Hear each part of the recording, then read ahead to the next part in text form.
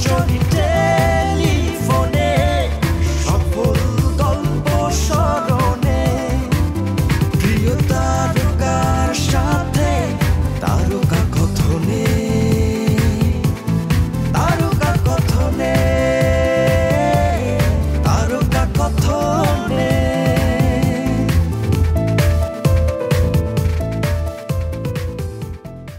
সবাইকে সুস্বাগতম জানাচ্ছি চ্যানেল আইয়ের নিয়মিত আয়োজন তারকা কথনের এই বিশেষ পর্বে। আমি শাহরিয়ার নাজিম জয় আপনাদের সাথে আছি এবং আমরা চাই যে আমাদের মানুষজন যারা ঘরে আছেন এবং আমাদের যারা বিদেশে আছেন ঘরে বসা সবাইকে আমরা স্মরণ করতে চাই এবং সবার সাথেই আমরা একে একে যোগাযোগের চেষ্টা করব। কে কেমন আছেন, কার সময় কেমন কাটছে, কে কি ভাবছেন, সব কিছু নিয়ে কথা বলবো। প্রথমেই একটি স্ট্যাটাস আপনাদের শোনাতে চাই। গতকাল অভিনেত্রী শামীমা তুষ্টি তার ফেসবুক পেজে একটি স্ট্যাটাস লিখেছেন। স্ট্যাটাসটা হচ্ছে এরকম: যারা এলোমেলো ত্রাণ দিচ্ছেন, আপনাদেরই কারণে মানুষজন বাসার বাইরে বের হচ্ছে। যেটা করছেন সেটা মানবতার খাতিরেই করছেন। ভয়াবহ বিপদে ফেলে দিচ্ছেন সবাইকে। আমার মনে হয় এলোমেলো না দিয়ে এলাকাভিত্তিক দায়িত্ব নিয়ে এক সপ্তাহের খাবার পৌঁছে দেওয়া যেত একটি পরিবারের।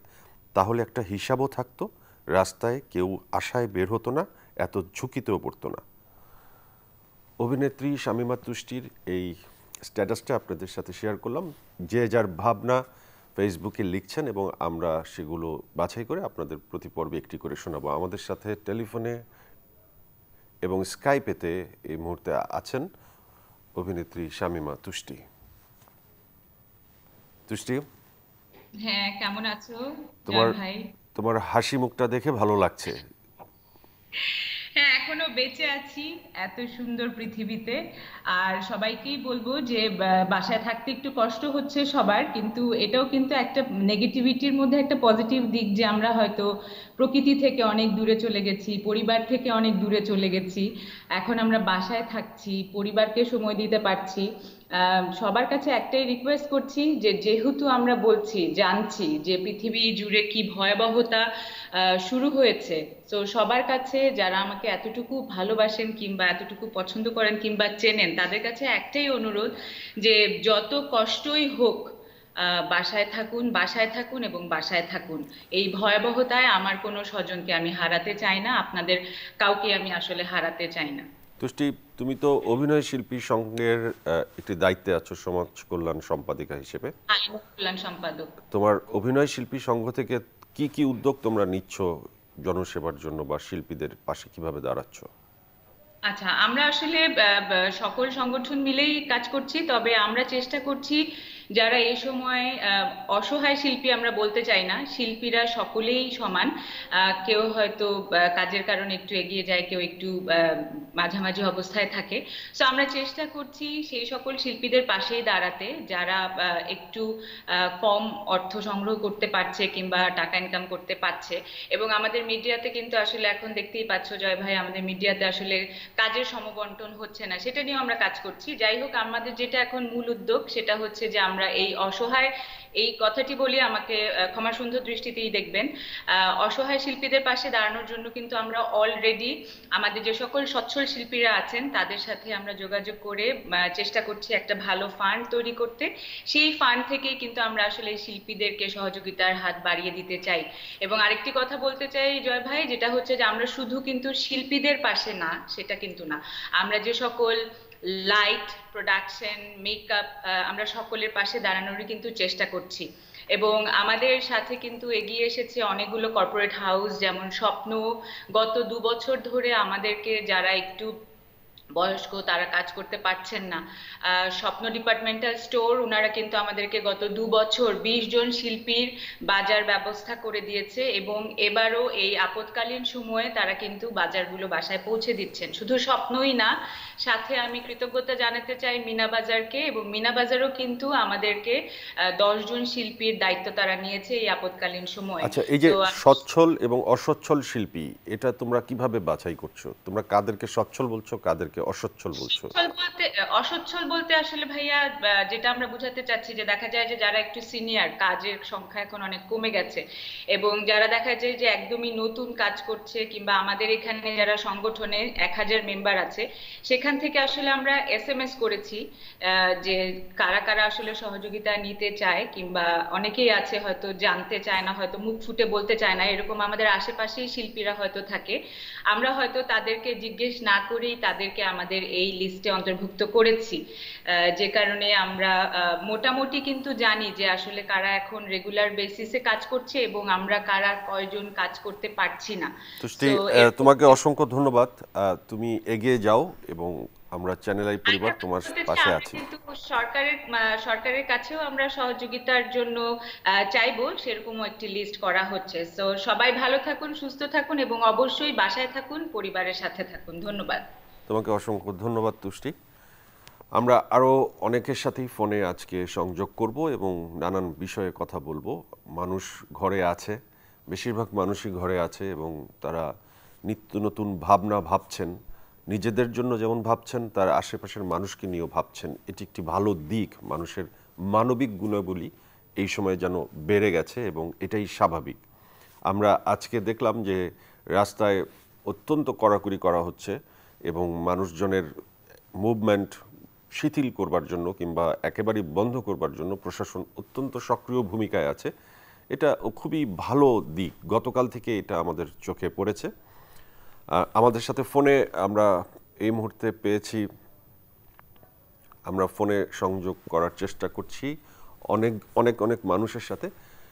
আমরা দেখেছি যে আমাদের অনেক শিল্পীরা আছে প্রবাসে, বিশেষ করে আমেরিকাতে, নিউ ইয়র্কে আমাদের অনেক শিল্পী আছেন যারা এই মুহূর্তে হোম কোয়ারেন্টাইনে আছেন। আমরা তাদেরকে অনেক মিস করছি যে তারা আসলে কেমন আছে।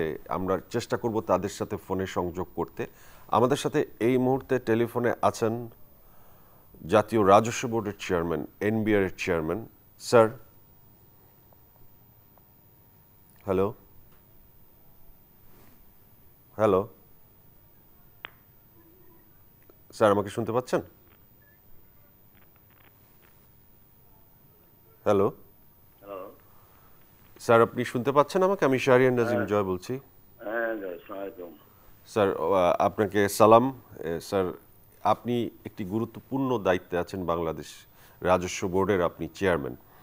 তো রাজস্ব আয়কর একটি বিশাল বড় বাংলাদেশের মানে আয়কর ব্যবস্থাটা একটা বড় ব্যবস্থা যার থেকে সরকারের বিশেষ আয় আসে এবং মানুষ সেই আয়কর দেয়।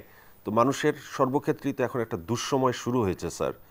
এই দুঃসময়ের প্রভাবে আপনার আয়কর খাতের প্রভাবটা কি পড়বে, এটা কি একটু বলবেন স্যার? শুধু আয়কর না, আমার রাজস্ব আহরণের খাতের প্রভাবের কথা বলি আমি। আমার রাজস্ব আহরণের খাতে যে প্রভাবটা পড়বে সেটি হলো যে এখন আপনি জানেন যে আমদানি এবং রপ্তানি কমে গেছে এবং সামনের দিকে কবে নাগাদ এই আমদানি রপ্তানি স্বাভাবিক হবে সেটিও নিশ্চিত নয়। আমদানি রপ্তানি করার কারণে আমরা যে কাস্টমস ডিউটি যেটা পেতাম সেই কাস্টমস ডিউটি কমে গেছে এবং এটিও সঠিক যে এই আমদানি রপ্তানির বিষয়টাকে জোরদার করার জন্য বা স্বাভাবিক রাখার জন্য আমাদের হয়তো এই করোনা পরিস্থিতির কারণে কাস্টম ডিউটি কোনো কোনো ক্ষেত্রে আরো ছাড় দিতে হতে পারে বা ছাড় দিতে হবে। দেশের উন্নয়নে অব্যাহত রাখার জন্য কাস্টমস ডিউটি আমরা আমদানির বা রপ্তানির যে ক্ষেত্রগুলোকে আরো বেগবান করতে চাই। সেই জন্য এই দুটো থেকে রাজস্ব আহরণকে আমরা খুব গুরুত্ব দিচ্ছি না বা গুরুত্বের সাথে দেখছি না। আমরা দেখছি ভ্যাট এবং ইনকাম ট্যাক্সকে।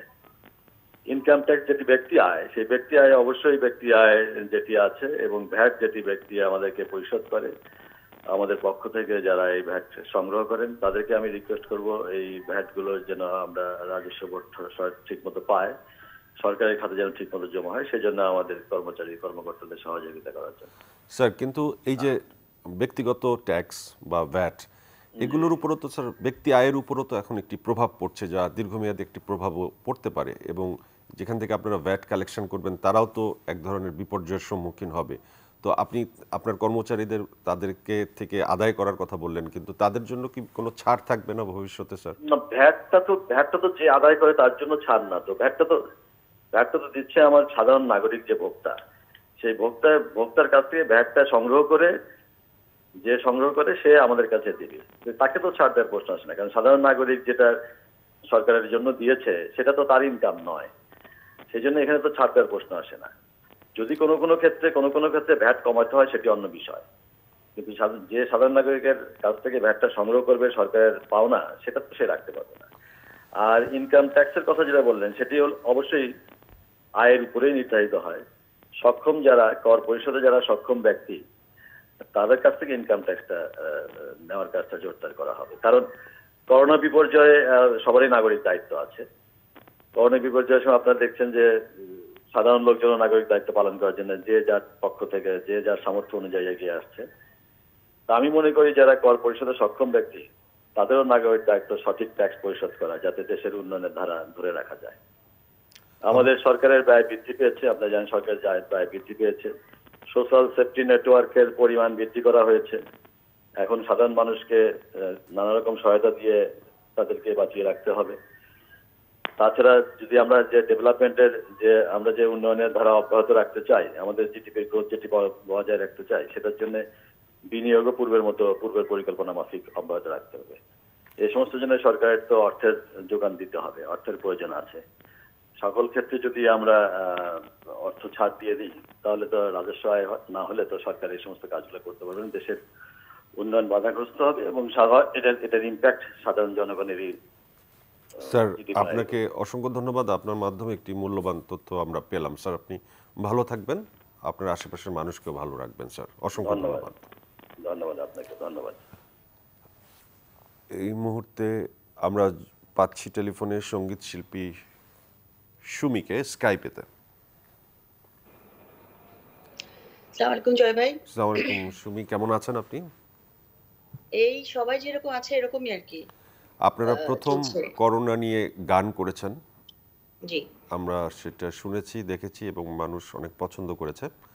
এই যে ঘরে বসে করোনা নিয়ে গান করলেন, এইটা কিভাবে করলেন এটা শুনতে চাই, এবং ভবিষ্যতে এই ধরনের পরিকল্পনা কি আছে?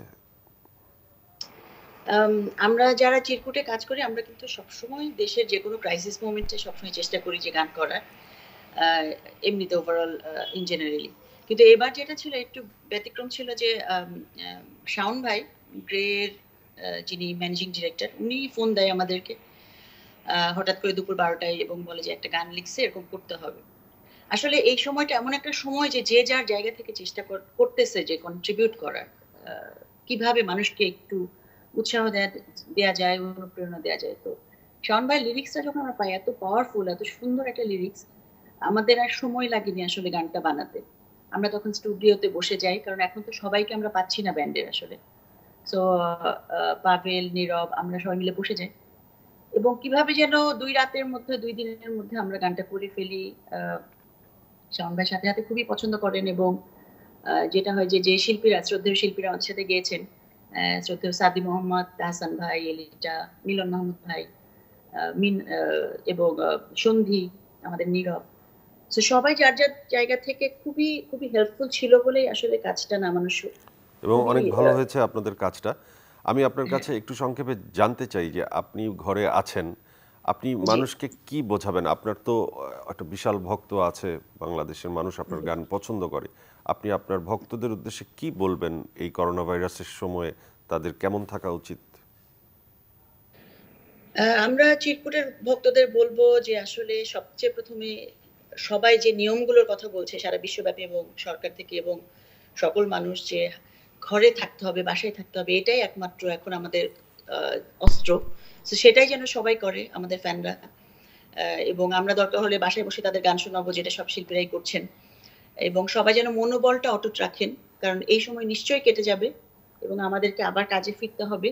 সো কেউ যেন হতাশ না হন। আমরা জানি এটা হতাশ হওয়ার মতো সিচুয়েশন, কিন্তু কেউ যেন হতাশ না হন, সবাই যেন শক্ত থাকেন, সবাই পরিবারের সাথে সুন্দর করে সময় কাটান, ভালো ভালো ক্রিয়েটিভ চিন্তা করেন, কাজ করেন। আপনাকে অনেক ধন্যবাদ আমাদের সাথে কথা বলবার জন্য। ভবিষ্যতে আবার আপনার সাথে কথা হবে এবং আপনার কাছ থেকে আরো অনেক ভালো ভালো গান আমরা প্রত্যাশা করি। জি, ভালো থাকবেন।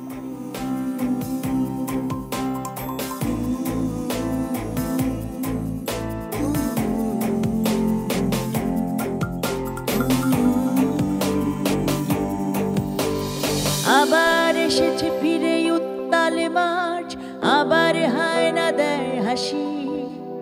তৈরি আবার বাংলার জোয়ান, আবার শত্রু নাশি। আবার এসেছে ফিরে উত্তাল মাছ, আবার হায়না দেয় হাসি। তৈরি আবার বাংলার জোয়ান, আবার শত্রু নাশি। চলো একসাথে দূরে থাকি, বিশ্বাসে কাছাকাছি, দূরে দূরে কাছে থেকে দেশটাকে ভালো রাখি। চলো একসাথে দূরে থাকি, বিশ্বাসে কাছাকাছি, দূরে দূরে কাছে থেকে দেশটাকে ভালো রাখি।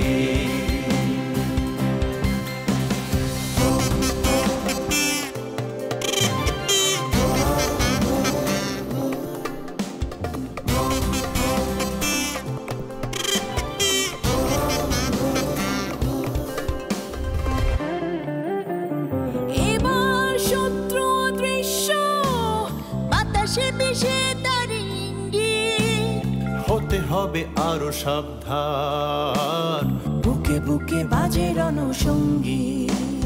জানি আবারও আলোর মিছিলে ফিরবে পথের ভোর। ঘরে ঘরে দুর্গ গড়ে দেরি নেই রাত পোহানো। চলো একসাথে দূরে থাকি, বিশ্বাসে কাছাকাছি, দূরে দূরে কাছে থেকে দেশটাকে ভালো রাখি। আপনাদের সাথে একটি বিষয় শেয়ার করতে চাই।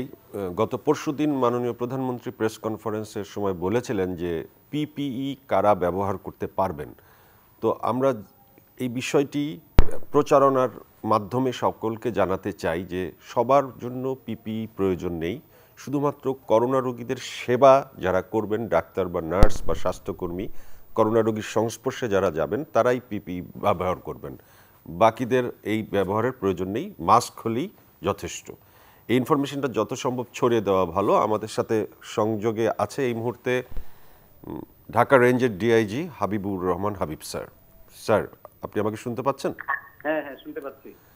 স্যার, আমরা তো দেখলাম যে ঢাকা শহর সহ সারা দেশেই পুলিশ বেশ সক্রিয়ভাবে মানুষকে ঘরে রাখবার জন্য চেষ্টা করছে।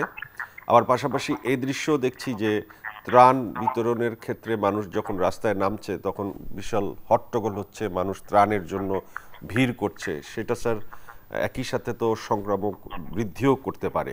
সেক্ষেত্রে বিষয়টি আপনি কিভাবে দেখছেন? অনেক ধন্যবাদ। আপনারা এটি জানেন যে বাংলাদেশ পুলিশ এই যে দুর্যোগ, এই দুর্যোগের মুহূর্তে কিন্তু সবসময় সতর্কতায়, সচেতনতায় এবং সেবায় প্রত্যেকটি বিষয়ে কিন্তু সবার আগে থেকেই কিন্তু এগিয়ে ছিল। এবং আমরা একেবারে গ্রাম পর্যায় পর্যন্ত, ইউনিয়ন পর্যায় পর্যন্ত, ওয়ার্ড পর্যায় পর্যন্ত আগে থেকে সচেতনতামূলক মিটিং করে, কমিটি করে তাদেরকে নিয়ে কাজ করছি। এবং সরকার যখন ঘোষণা দেয়, ঘোষণা দেওয়ার সাথে সাথেই কিন্তু আমাদের কার্যক্রম শুরু হয়ে গেছে এবং সেটি সেইভাবে চলছিল। আমাদের মাননীয় প্রধানমন্ত্রী সর্বশেষ যে আমাদের ভিডিও কনফারেন্সের মাধ্যমে যে নির্দেশটি দিয়েছেন, সেই নির্দেশের পরে কিন্তু সেটি আরো জোরদার হয়েছে। তো এখন আমরা যে সমস্ত বিষয়ে কাজ করছি সে সমস্ত ফিল্ড লেভেলের সাথে সাথে কিন্তু আমরা যে আমাদের একটি 999 সার্ভিস আছে আপনারা জানেন, সেই সার্ভিসের মাধ্যমে কিন্তু 18 মার্চ থেকে 1 এপ্রিল পর্যন্ত 81,697টি করোনা সংক্রান্ত কল এসেছে, যার ভিতরে গতকালই এসেছে কিন্তু 5,495টি। এবং এই যে 81,697টি তার ভিতরে 5,675টি কল ছিল সার্ভিস সংক্রান্ত। এবং পুলিশ কিন্তু প্রত্যেকটি জায়গায় নিজেরাই সার্ভিস দিয়েছে। এবং আপনারা জানেন যে ইতালি থেকে কল করেছে পটুয়াখালীর এসপি মইনুলের কাছে যে তার পরিবার বাড়িতে অনাহারে আছে, এসপি সাহেব নিজে বাজার করে তার বাড়িতে গিয়ে পৌঁছে দিয়েছেন। এরকমই কিন্তু পুলিশ সার্ভিস দিচ্ছে। তো বর্তমানে যে বিষয়টি ঘটছে, রাস্তায় যে জনসমাগমটি হচ্ছে, সেটির কিছু কার্যকর কারণও রয়েছে। আপনারা জানেন যে আমাদের দেশে দিন দিনে দিন খায় এরকম লোকের সংখ্যা একটি ব্যাপক। সেই লোকগুলো বিভিন্নভাবে ত্রাণ পাওয়ার আশায় কিংবা কখনো কাজের খোঁজে তারা বাইরে এসেছে, তারা উৎসাহ করার জন্য এসেছে, এটি কিন্তু আমাদের কাছে মনে হয়নি। আমরা কিন্তু সেটি যাতে দমন করা যায়, বিশেষ করে আমরা দমন করতে চাচ্ছি আইন প্রয়োগের মাধ্যমে, যতটা না তার চেয়ে বেশি কিন্তু আমরা তাদেরকে বুঝিয়ে কনভিন্স করে সচেতনতা মাধ্যমে কিন্তু আমরা এটি করতে চাচ্ছি। এবং সেজন্য আমরা কিন্তু আজকে আমাদের পুলিশ সুপারদের পর্যন্ত নির্দেশ দিয়েছি এই সময়ে সবাইকে কিন্তু ঘরে থাকার নির্দেশ দেওয়া হয়েছে, কিন্তু কোন পুলিশই কিন্তু ঘরে নেই, আপনারা দেখতে পাচ্ছেন। স্যার, আমরা জানি স্যার যে আপনারা আমাদের পাশে আছেন এবং আপনারা আমাদের পাশে ছিলেন। মাঠে আছে, এটি পরিদর্শন করার জন্য সেনাবাহিনী রয়েছে, ম্যাজিস্ট্রেট রয়েছে। এটি আমি বলবো যারা আসছে, বাইরে যারা আসছে এখন, তারা ওই যে বললাম যারা দিন এনে দিন খায় সেই শ্রেণীর লোক, এবং তার পাশাপাশি তারা ত্রাণের আশায় সেরকম দুটি পাশাপাশি কিন্তু তারা এসেছে, এবং আমরা চেষ্টা করছি তাদেরকে বিভিন্নভাবে বুঝিয়ে, এবং সেক্ষেত্রে আমরা ইউনিয়ন পরিষদের চেয়ারম্যান, কমিউনিটি পুলিশিং এর নেতা, গ্রাম পুলিশ, ক্লাব সংগঠন সমিতি, বিভিন্ন যারা স্টেক হোল্ডার রয়েছে, যারা প্রতিনিধিত্ব করে থাকি, তাদের মাধ্যমে তাদেরকে ঘরে রাখার চেষ্টা করি। থ্যাংক ইউ স্যার, আপনারা আমাদের পাশে ছিলেন স্যার, থাকবেন ভবিষ্যতে, এখনো আছেন। আপনাকে অসংখ্য ধন্যবাদ স্যার আমাদের সাথে সংযোগে আসবার জন্য। আমাদের সাথে এবার টেলিফোনে আছেন, হ্যালো, আমাদের সময় শেষ হয়ে যাবার কারণে আমরা টেলিফোন সংযোগ নিতে পারছি না।